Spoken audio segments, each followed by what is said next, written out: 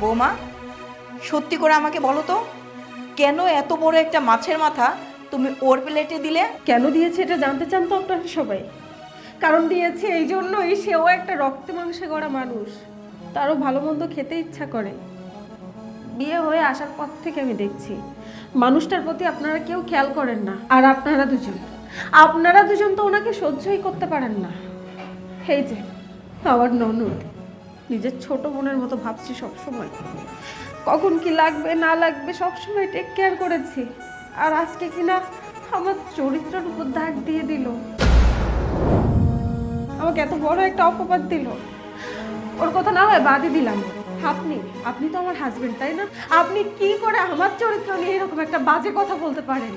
আমাকে কেউ না চিনুক, আপনি তো চেনেন এতদিন যাবত আমি আপনার সাথে সংসার করছি, কিন্তু না, আপনারা কেউ আমাকে বুঝলেন না, ওনাকেও বুঝলেন না, আমাদের ফিলিংসটা বুঝলেন না।